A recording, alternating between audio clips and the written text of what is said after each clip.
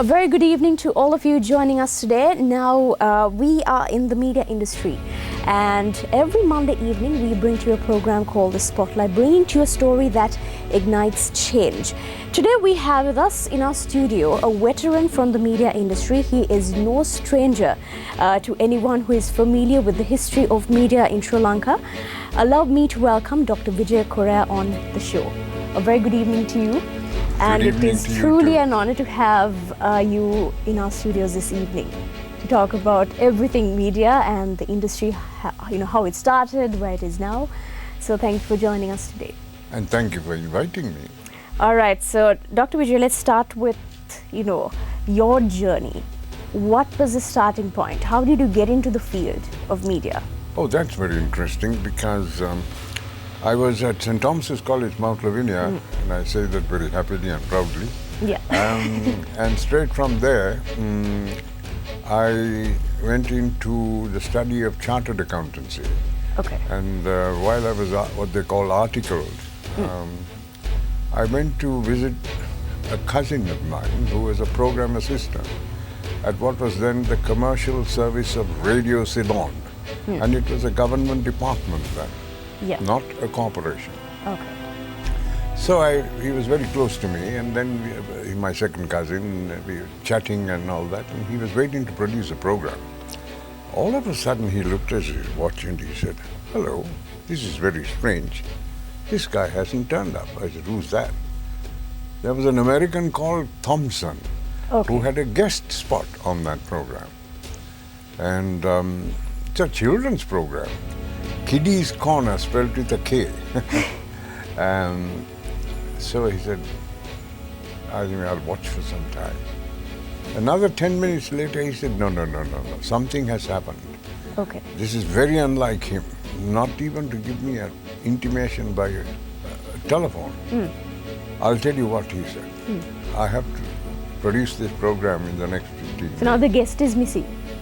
The guest is missing. He's missing. Right. Right. And my cousin is wondering what to do, and then he says, I'll tell you what. You step in. You do his portion. I'll show it to you now. And I said, no. I had never faced a microphone, never thought of broadcasting, never had an interest in any of these things. I can't do this, I said. Now, come on, he said, I know your problem. You're thinking thousands and thousands of people are going to be listening to you, and what will they think and what a... No. He told me, you will be speaking to only one person at a time, one pair of ears at a time. So you picture your best friend and think you're talking to him. Simple. Around how old were you at that time? 21 years old. So then, ultimately I ended up doing the program, and finally when I went and heard the program on the air, two things struck me. Firstly, I thought my voice sounded very much like my father, who used to deliver medical talks on what was the national service of Radio Ceylon. Okay. The second thing that struck me was, wow, that's not bad. I sounded good, didn't I? Now I took a little liking to it. Yeah. And then I went the next Saturday at the same time, and I said to my cousin, Ayya, I'm ready now. No worries, no fears, I'm not shy, I can do it. Whatever that you want, I can do. No, he said. There are rules and regulations here. Right. I can't just take anybody off the street and put him on the air. Yeah. That day it was an exigency. And you happened to be here, and so You stepped in. Yes. Yeah. I believe it was a divine appointment, nevertheless, when I look back. Then I went home and told my father, look, this is the story. Your nephew says this, but I want to do this thing, By that time you had the passion to do it. It was already It arose in me, yes. Because I heard myself and thought, you sound good. You know what my father's first reaction was? No. You might not like to hear it, and I don't know who likes to hear it. What? You want to become one of the third-class announcers? Oh gosh. Because at that time, Yeah. in that year 1964, Yeah. you were either a doctor, a lawyer, an accountant, Yes. or at least an architect, if nothing else. So That's how being a radio personality was out of the question. So, and it was profession. They didn't Yeah. see it as professional, they saw it as a job. Yeah. That's the mistake they made in my book. Nevertheless, I said, can you speak to Mr. Vijaya, who was the director, Libby Vijaya, because my father had treated him and cured him of something which was incurable earlier. Okay. So he said, all right, you're sure I said, no, this is a spot in 1.5 hour program. He said. Then he went and spoke to Mr. Vijaya and said to him, this is the story. Then Okay. he said, ask him to come and see me 45 minutes before the recording next Saturday. So I went and I met with him and I said, I've come. Then he said, I know, you've come. Right. He said, now you go down and sit with your cousin, I'll come down.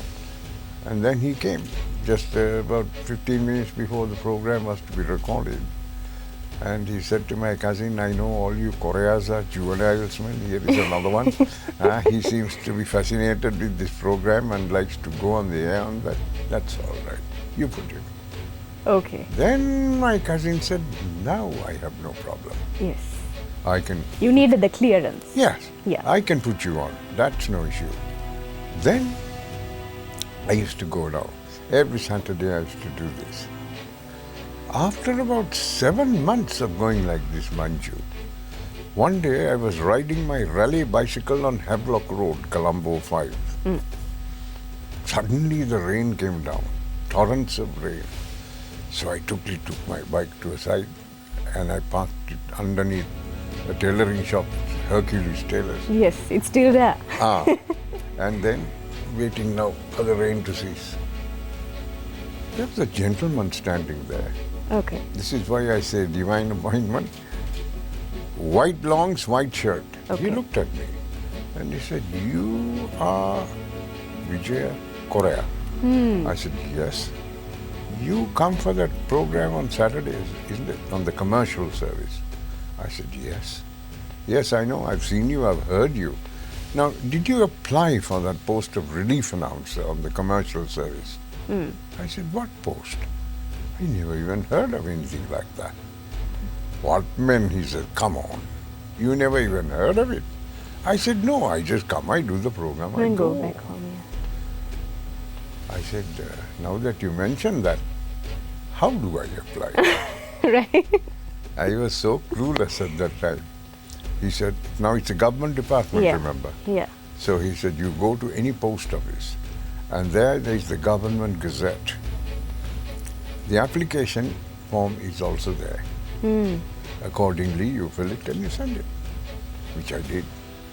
And I was called for what was called a microphone test, and I found out that there were 350 applicants.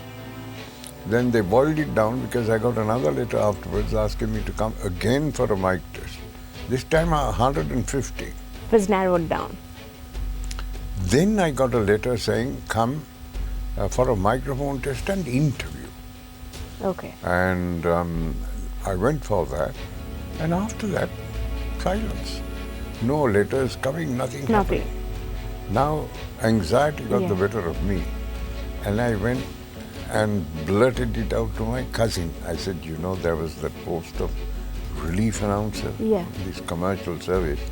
He said, yes. What about it? I said, do you think you can find out who have got in?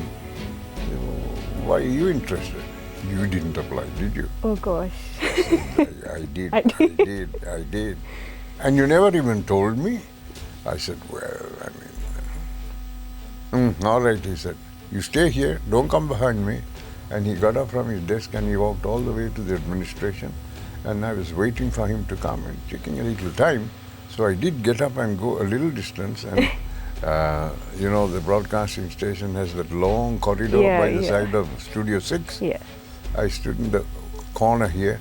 And then I saw him from the entrance taking the turn and coming. Okay. And he came doing this. My gosh. Then he came near me and then he said to me, Malli, congratulations. You have topped the list. You are number one by a long chalk. Well, I got on the air after that. I used to come and do transmissions, and there was what was called a vacant post for a permanent announcer, and that was being covered by relief announcers. And I was put over to do that until I finally joined the permanent staff. Okay. But for me to join the permanent staff, I had to give up chartered accountancy. So I can't do that because of the tension at home. Yeah. But as I was going along on the air like this, there was a commercial program that was to be recorded and which was to be broadcast the next day. Okay. And the announcer that had to come and do that hadn't turned up again. Right. And then the advertising agent, he panicked and he phoned up again the director, Okay. Mr. Vijaya. And he said, I don't know what to do. They didn't come. Tomorrow is the broadcast. And who's on the air now, he asked. I said, that new announcer, that Vijaya Corea. Oh, right, fine. You get him, ask him to do it, right? I ended up doing the program. The program went on the air, and Mr. Aryapala Samaravira, who is Ratnapala Samaravira, the Maliban man's brother, he had asked, who was that who did that program? That's the way to do the program.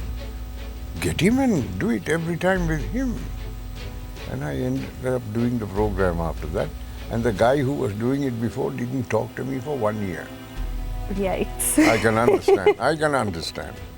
And then afterwards, I happened to be doing many sponsored programs. And it's a record, I think. I ended up doing 16 sponsored or advertising programs in a week. Some 15 minutes, some half hour. And my colleague on the Sinhala service, Karuna Ratna Besekara, he did the highest on that side, 12. Then I suddenly realized one month, hey, I'm earning 2,800 rupees this month. Because the advertising agents used to pay me for voicing. Yeah. No, at that time, 2,800. Good Now start. that you said at that time, Yeah. what got my attention was the fact that the chartered accountant, he earned only 1,500 rupees a month as a salary. Then I said to myself, why should I burn midnight oil and be sitting for examinations and all of that? When here I'm enjoying myself, I Yeah. took to it like a duck to water. That's And right. I slowly gave it up. And I took to radio. Right. And looking back, I have no No regrets. regrets. Of course, I retired as Director General of Broadcasting at the top end or the helm of my career. And, well, God has blessed me all the a way. great story, a great start to history. You are widely recognized in introducing Sinhala pop music to the media industry, and if I'm not wrong, please correct me if I'm wrong, it's 100 pop musicians. You introduced 100 musicians, or artists rather, to the scene. What was that driving force to bring them into the scene? Why did you want to introduce Sinhala music and indigenous music to the industry? Well, I must say something. I think I missed out earlier when I was chatting with you. I mentioned my cousin but didn't mention his name. His name is Vernon Corea. Now, to answer your question, my mother passed her ATCL when she was 16 years old. Okay. My father used to play violin, and music was in my veins. And when I joined broadcasting, I said to myself, there must be all over this country plenty of people who are gifted and talented. And if so, what opportunities would they have to express themselves, to exhibit their talents and gifts? And so I started a program on a Saturday night called Saturday Star. And if there was more than one, if they came as, as duets or as a group, Saturday Stars. Right. And this I did on the English commercial service at that time. And obviously it was for English groups, English singers. Yeah. When I say English, not as a nationality, but singing with English lyrics. English lyrics. Then I happened to come across Neville Fernando, who had Los Caballeros.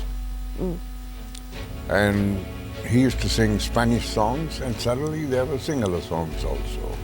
Okay. Very, very, very distinct Sinhala songs. So I thought, why don't I feature these as well?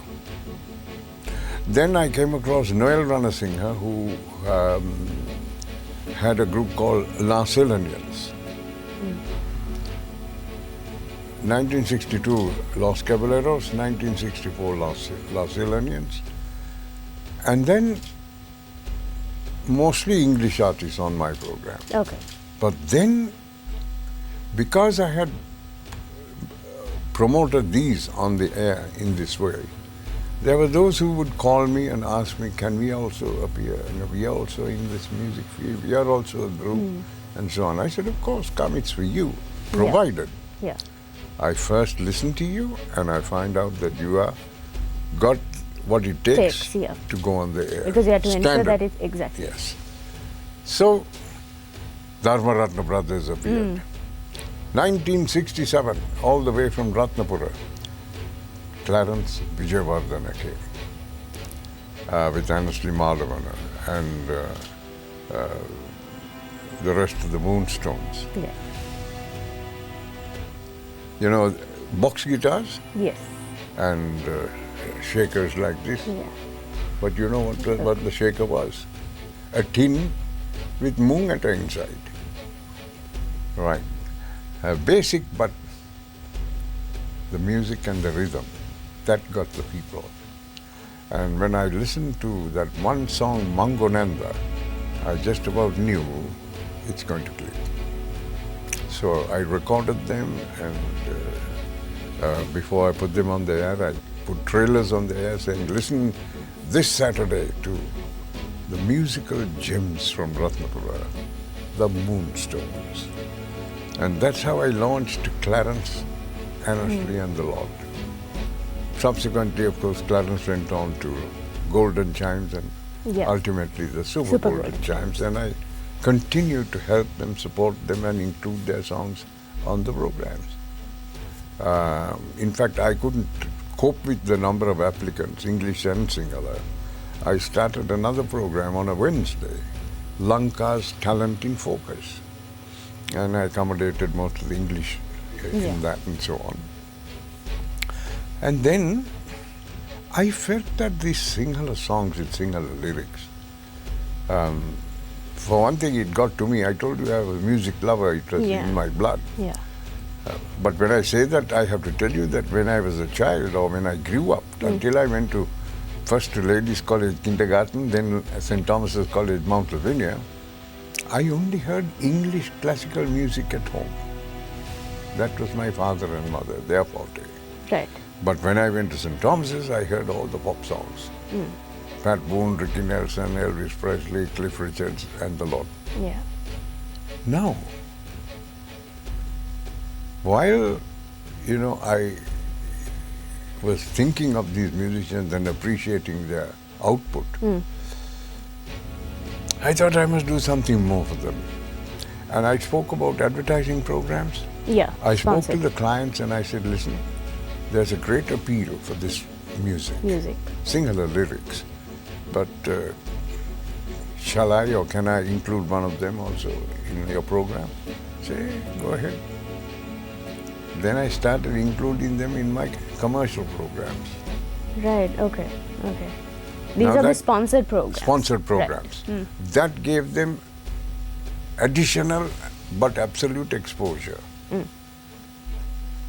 Then with the passage of time, I broke with tradition or history, whichever you like to call it. I used to be on the air every Wednesday morning when I was a young broadcaster, or as you call it, announcer. Yeah. I covered the transmission on Wednesdays in the morning, and there was this program from 8 to 9, morning show. I started a thing on that. First of all, I said story time.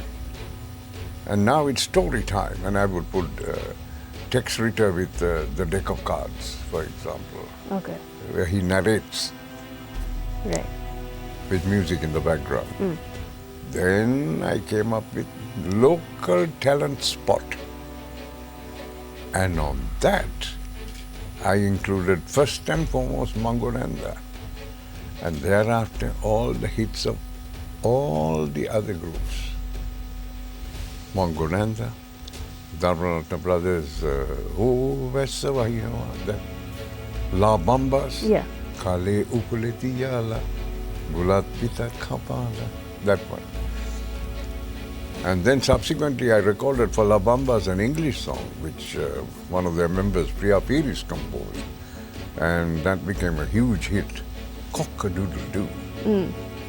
He's up at half past 2. Right. I promoted that as well.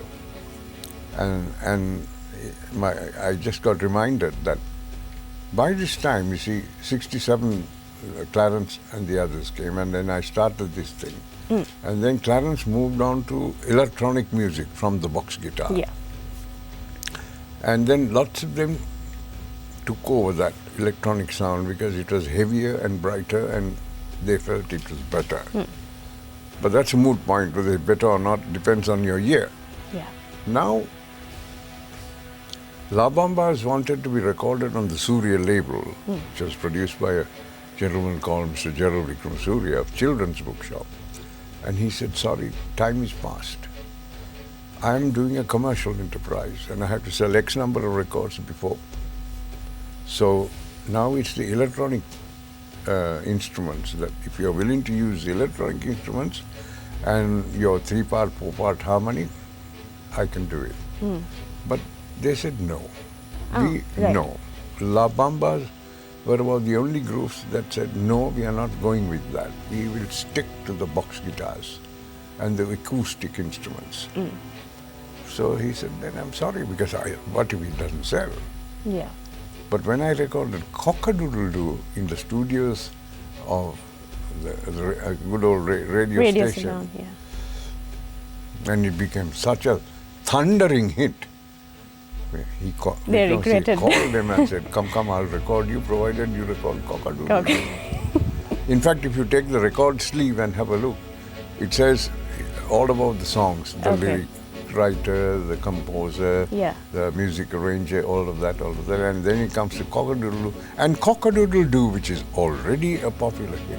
Now you can't say that with the release of a record, because it had already happened.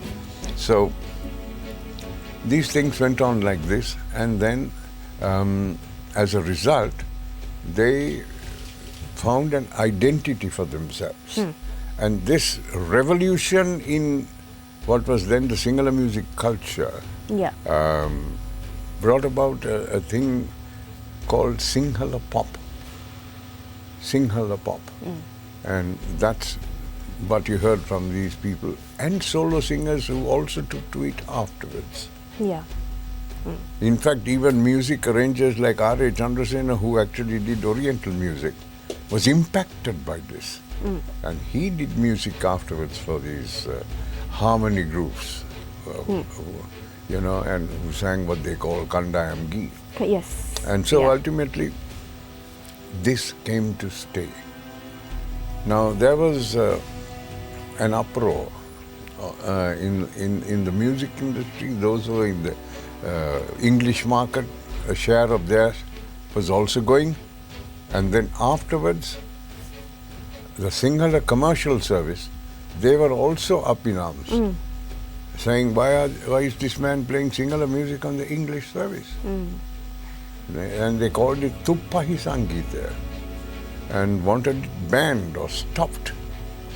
So then it went up as far as up to the director, and he was asked to ask me to stop it. Yeah.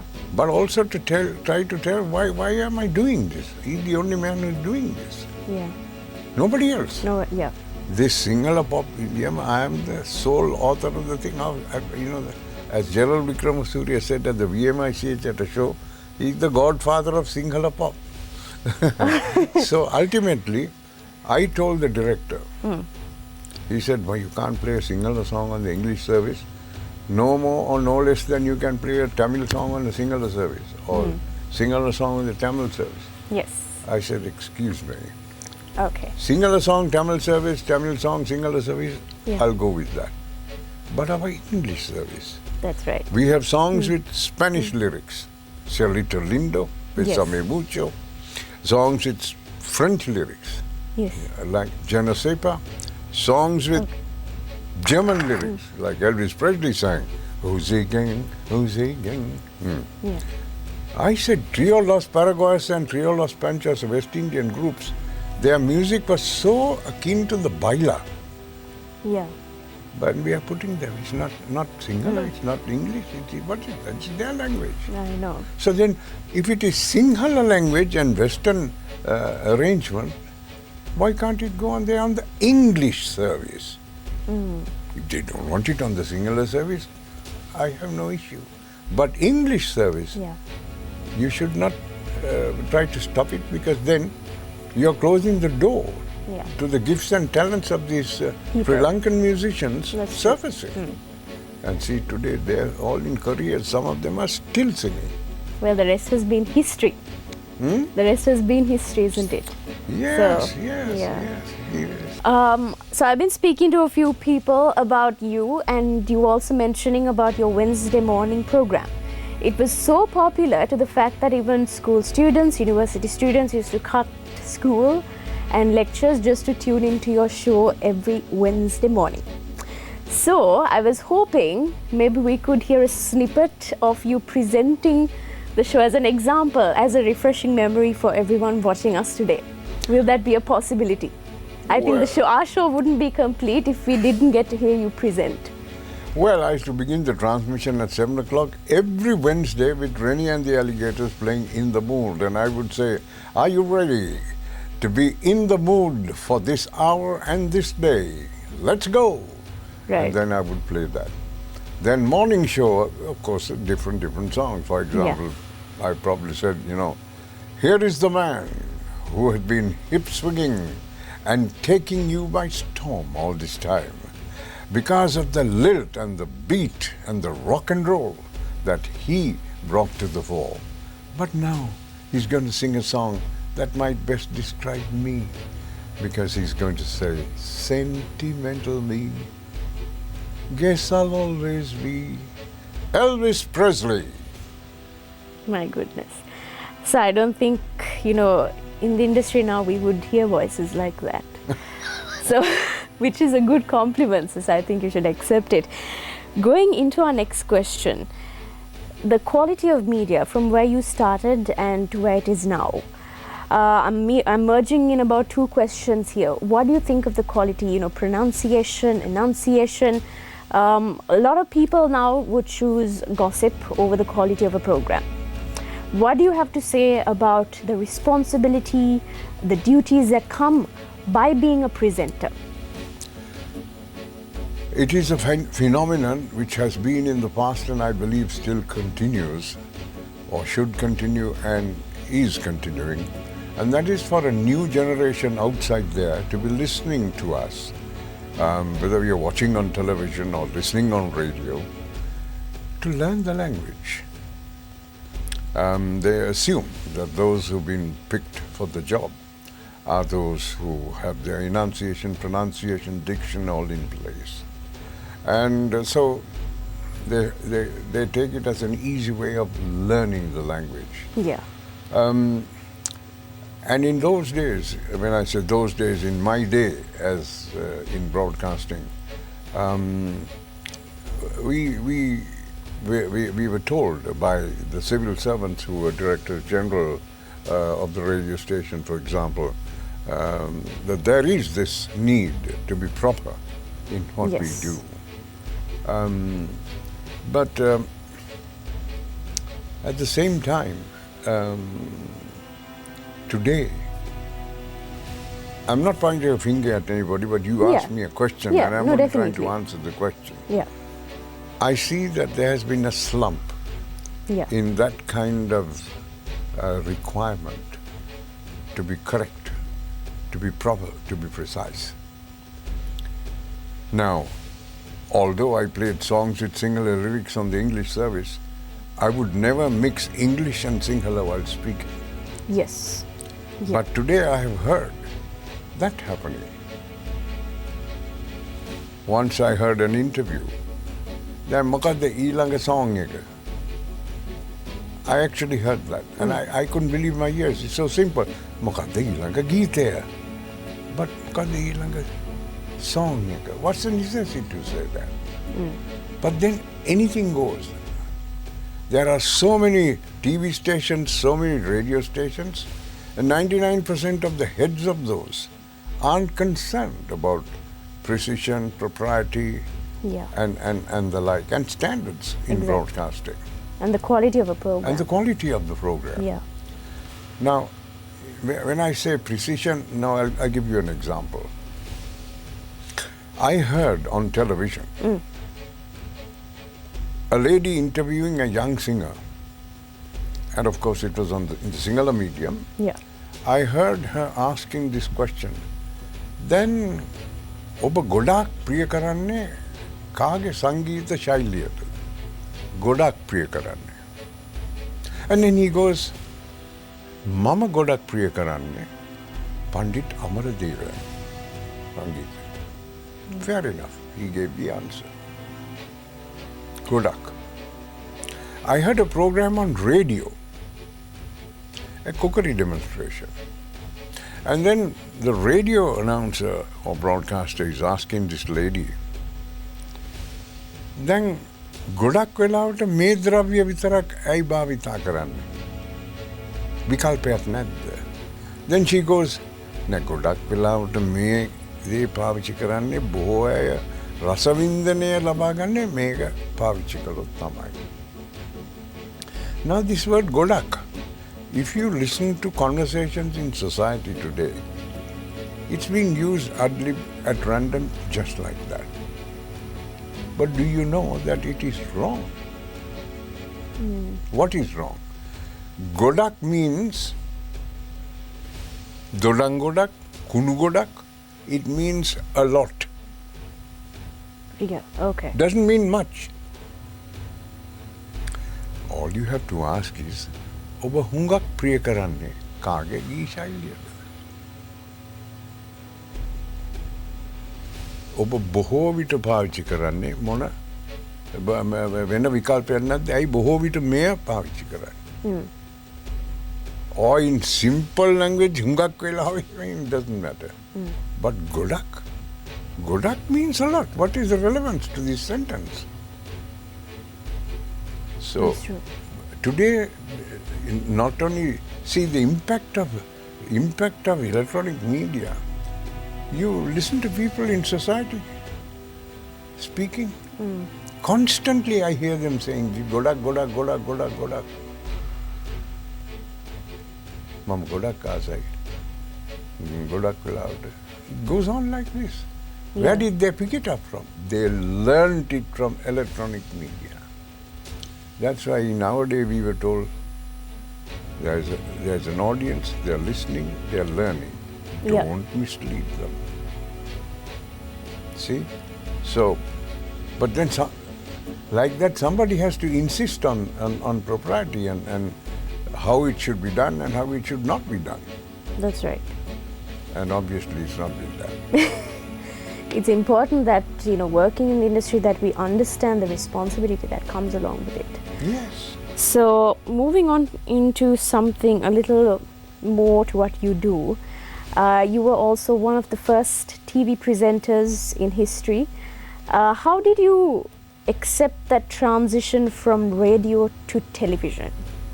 You were one of the first. So how was that change? What was that shift like? I think that was facilitated by the fact that that first presentation was a live show on the BMICH stage as As Arya Sena Vijanaki said one day at a stage show, this is the first man who appeared as a compeer on the BMICH stage.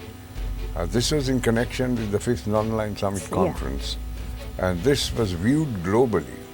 And I was called upon to be the compeer by the then permanent secretary and who happened to be the chairman also of the radio station, permanent secretary of the ministry. And he said, don't forget, you're carrying the image of our country on your shoulders. And I know that you and only you are capable of doing it for us at this time. So please do that. The second thing he said is try not to be clad in a Western attire. Right. To embrace our Sri Lankan identity. And the like. So I did it, and on that show we had all the Amaradeva, C.T. Fernando, the artists of that time, Milton Pereira, the golden era. Yes. I had already been a compeer. Yeah. I'd been a compeer, and so I saw myself in the role as a compeer, which came naturally to me by this time. Yeah. And they just that the camera was on me. See, of course, there's a difference between, I must say, even if to digress, between presenting an item or an artist or something at a musical stage show and presenting the same artist in a studio. Because there you will bring it to a climax, anticipating a round of applause.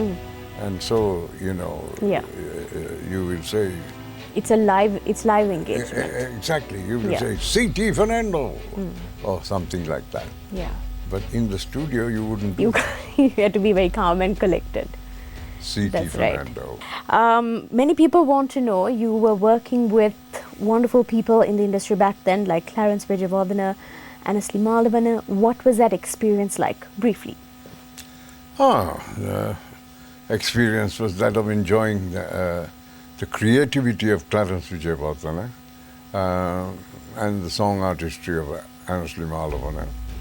But if you're looking at Clarence, my experience with him or my recognition of him is that of a grateful human being.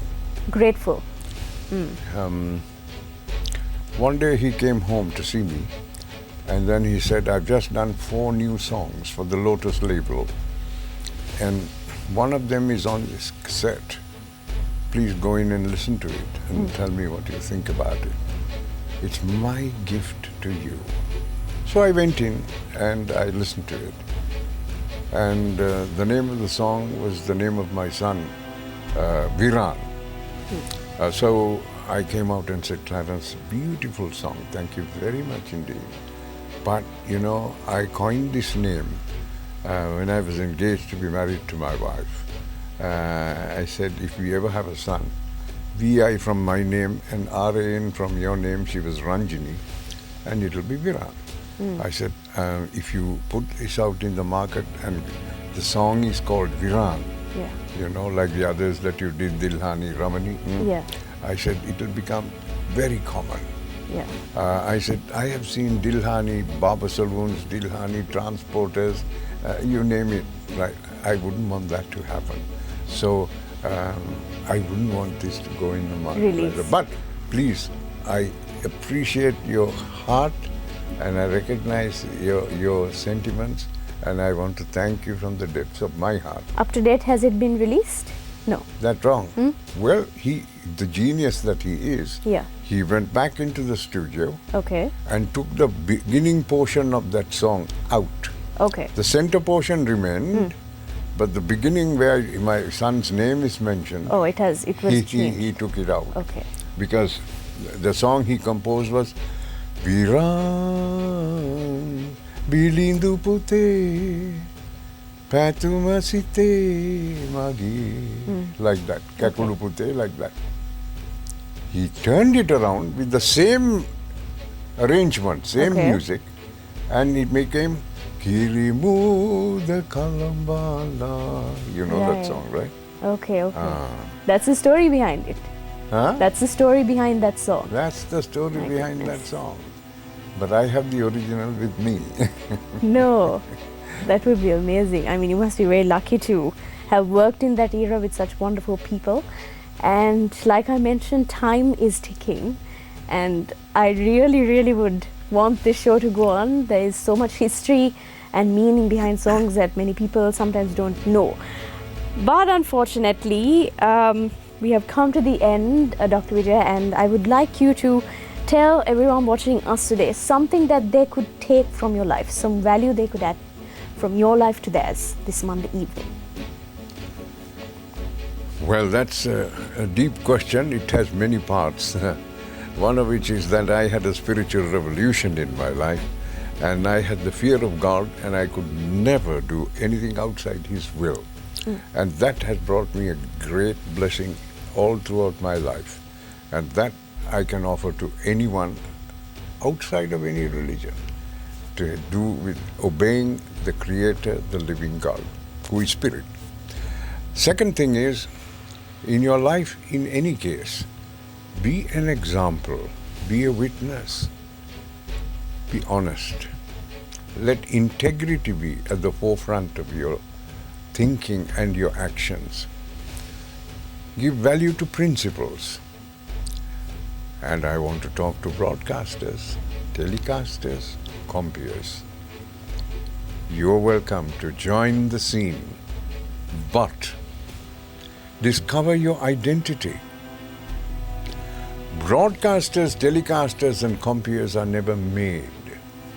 They are born. If you have the gift and talent, you can fine-tune it. But if you don't, you can only flog a dead horse. So discover your identity before you storm in or launch out on a career in broadcasting, telecasting, or even compeering, because it affects those who hear you and those who see you. Thank you. God bless you. What beautiful words to end the show, Dr. Vijaya. Thank you so much for an inspiring story, and thank you for the legacy that you have left behind for all of us, and you continue to leave, because there's so much to learn from people like you, veterans in the industry, so much, for people like us to learn as well. Big shoes to fill, but we will try our best. So let me thank you once again for joining us today on the Spotlight for this program, and wishing you nothing but the very best. Wish you too all the best, and may you go a long way. I can see your potential, and I just about know that you will be a shining star on the firmament. Thank you for inviting me, and God bless you too. Well, that brings us to the end of yet another edition of the Spotlight. Join me again next Monday at 9 p.m. for a story that will ignite change. Have a lovely evening ahead, and good night.